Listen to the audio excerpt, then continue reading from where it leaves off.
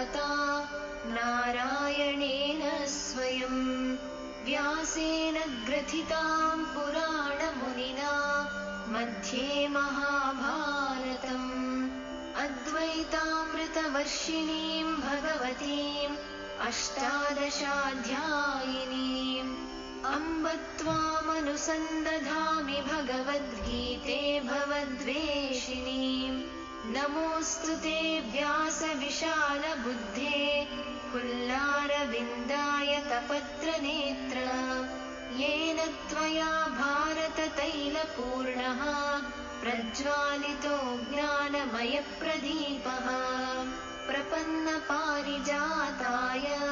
स्तोत्रवेत्रैकपाणये ज्ञानमुद्राय कृष्णाय गीतामृतदुहे नमः।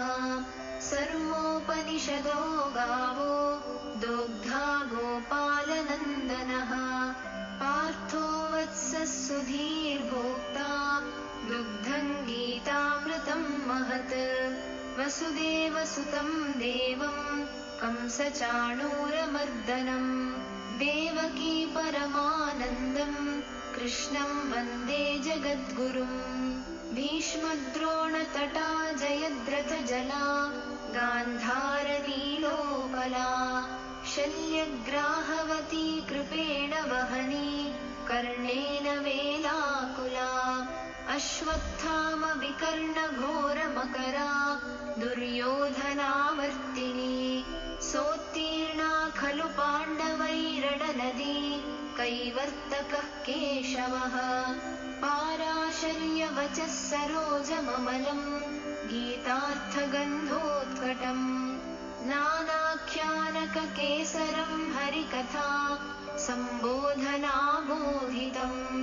लोके सज्जनषट्पदैरहरहः पेपीयमानं मुदा भूयाद्भारतपङ्कजं कलिमलः प्रध्वंसि न श्रेयसे मूकं करोति वाचालं पङ्गुं लङ्घयते गिरिं यत्कृपातमहं वन्दे परमानन्दमाधवम् यं ब्रह्मा वरुणेन्द्ररुद्रमरुतः स्तुन्वन्ति दिव्यैस्तवैः वेदैः साङ्गपदक्रमोपनिषदैः गायन्ति यं सामगाः ध्यानावस्थिततद्गतेन मनसा पश्यन्ति यं योगिनो यस्यान्तन्न विदुः सुरासुरगणाः देवाय तस्मै नमः।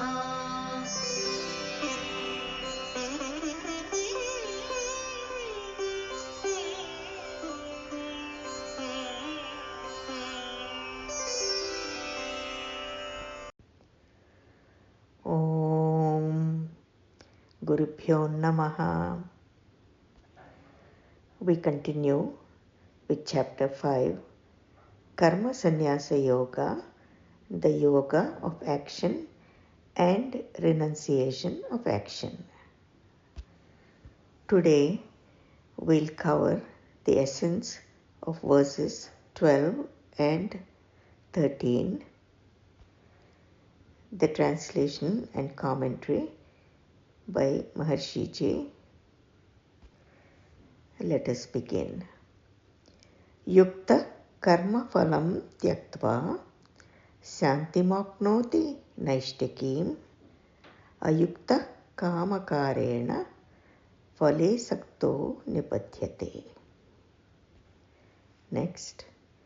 Sarva karmani manasa sanyasyaste sukham vasi navadvare pure dehi naiva kurvanna karayanna. Here is the English translation of the verse number 12. He who is united with the divine, having abandoned the fruit of action, attains to lasting peace. He who is not united with the divine, who is spurred by desire, being attached to the fruit of action, is firmly bound. Let me read it again. He who is united with the divine, having abandoned the fruit of action, attains to lasting peace. He who is not united with the divine, who is spurred by desire, being attached to the fruit of action, is firmly bound. I'll go over the next verse when we start it. Now, in the last verse, the verse number 11, we saw the necessity of action for self-purification. And here Bhagavan has said, by means of the body, by the mind, by the intellect, and even by the senses alone, yogis, abandoning attachment, perform action for self-purification. Now here in verse number 12, Bhagavan is saying, he who is united with the divine, having abandoned the fruit of action, attains to lasting peace. And he who is not united with the divine, who is spurred by desire, being attached to the fruit of action, is firmly bound. So there are some important key words here, or key phrases. The first is he who is united with the divine. Second is having abandoned the fruit of action, attains to lasting peace. And the third, he who is not united with the divine and who is spurred by desire. And the last, being attached to the fruit of action, is firmly bound. Now let us take this one by one. He who is united with the divine. The unity with the divine is found in three states. In self-consciousness, which is of transcendental nature. Next, in cosmic consciousness, which includes both the absolute and the relative states of consciousness simultaneously. And this further means transcendental self-consciousness is together with the consciousness of the waking, dreaming and sleeping state. And next we also see this unity with the divine in God consciousness, which holds together as one both the self and the field of activity. Here, gaining unity with the divine is the key to gaining freedom from the bondage of the fruits of action. And when one gains freedom from the bondage of the fruits of action, then this in turn is the key to gaining lasting peace. So again, there is no lasting peace when one does not have the freedom from the bondage of the fruits of action. And this cannot be gained without having unity with the divine. So again, this unity of the divine is attained during the self-consciousness, transcendental consciousness, during the cosmic consciousness and the God consciousness. Now let's look at the next phrase, having abandoned the fruit of action. Again, he who is united with the divine, having abandoned the fruit of action. So what does this mean? This expression runs parallel to the expression giving over all actions to the universal being, abandoning attachment. Again, giving over all actions to the universal being, abandoning attachment, is what is equivalent to having abandoned the fruit of action. And this was discussed in verse number 10, where Bhagavan is saying, he who acts giving over all actions to the universal being, abandoning attachment, is untouched by sin as a lotus leaf by water. Now let's look at the next phrase, attains to lasting peace. He who is united with the divine, having abandoned the fruit of action, attains to lasting peace. So again here there are two important steps. One is being united with the divine, and second is abandoning the fruits of action to attain this lasting peace. So when one attains this lasting peace, this state, then the inner and outer phases of life both grow so strong that ultimately they become completely independent of each other. So here, the inner being is experienced as wholly separate from activity, while activity grows so strong as to become completely independent of being. So what we are seeing here is that the being and activity both rise to their full stature, and this happens in the state of lasting peace. Further, this is the state in which one lives in the divine and in the world simultaneously. So here the activity is carried on spurred by nature. It is important to understand here that there is no spur of desire in the self, and it is enjoying the freedom from the bondage of action. So again, the self is free from the spur of desire, and it is enjoying the freedom from the bondage of action. And the activity on the outside is carried on, spurred by the nature. Here, Bhagavan says, this is the ideal of sannyasa, life in complete detachment from the world of action. So this is the ideal of sannyasa, where he is completely detached from the world of action.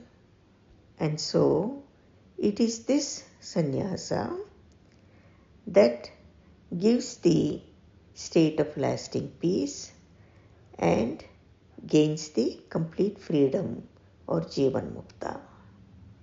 Now let us look at the next sentence in this verse. He who is not united with the divine, who is spurred by desire, being attached to the fruit of action, is firmly bound.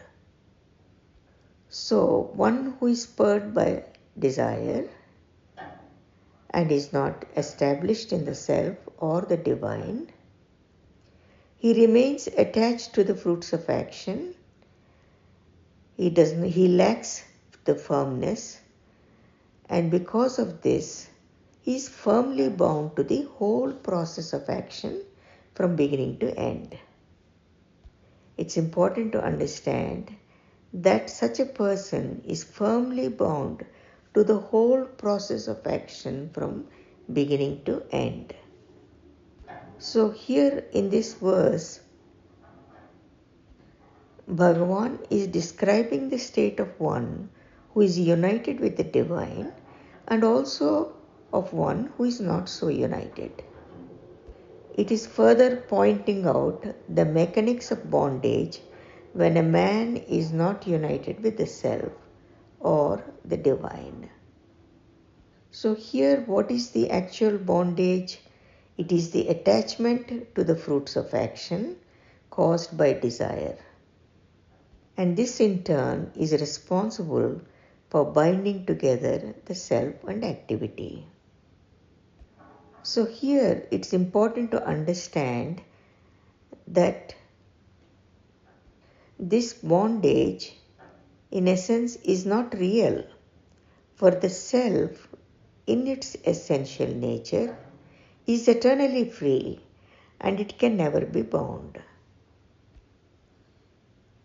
So only when one has not realized his eternal free status, then a man feels attached to activity and therefore remains in bondage.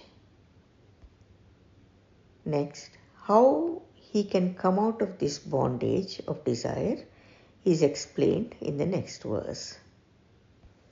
Here is the translation of verse number 13.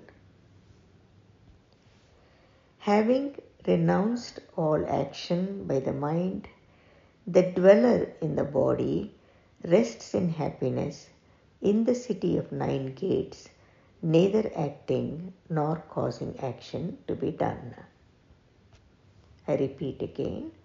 Having renounced all action by the mind, the dweller in the body rests in happiness in the city of 9 gates, neither acting nor causing actions to be done.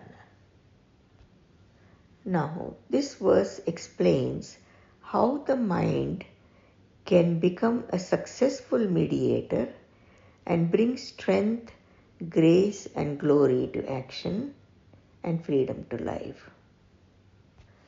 We understand that mind is the link between the action and the actor. Here, the actor, the self.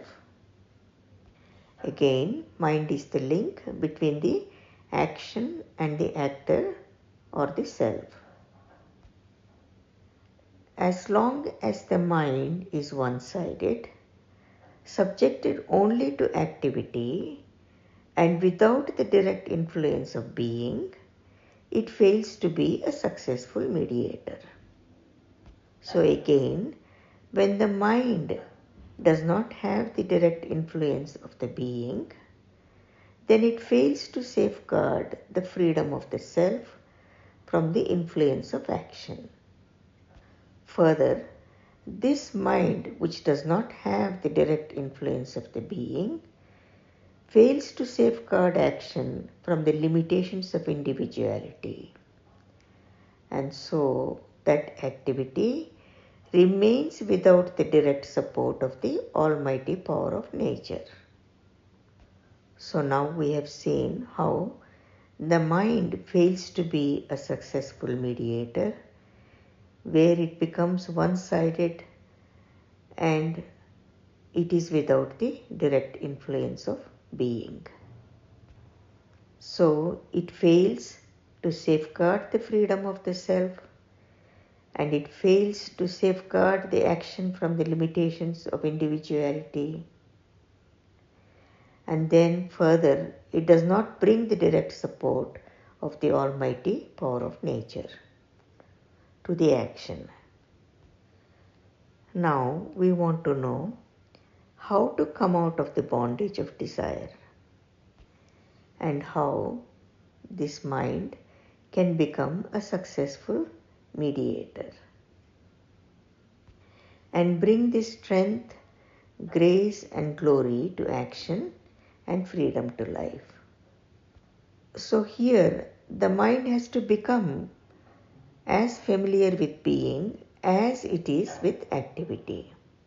And for this to happen, it has first to come out of the field of activity and enter the sphere of being. So again, the mind has first to come out of the field of activity and enter the sphere of being. So when it is out of the field of action, then the mind finds itself as the self. Again, the mind finds itself as the self, completely unattached to activity. So again, when the mind finds itself as the self,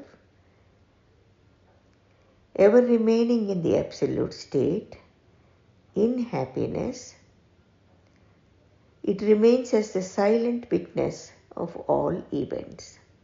Sakshi Kutastha. So again, this mind remains in happiness, being a silent witness of all events, and it is neither acting nor causing action to be done. Now let us go over the verse again. Having renounced all action by the mind, the dweller in the body rests in happiness, in the city of 9 gates, neither acting nor causing action to be done.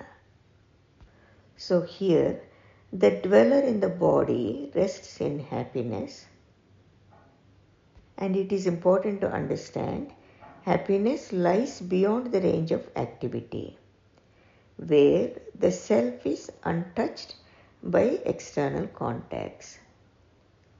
So once it has reached this state, the mind knows the truth of the relationship of the doer with his actions and with their fruits, which is brought out in the next verse. We will go over the next verse tomorrow. So for now, I will end here.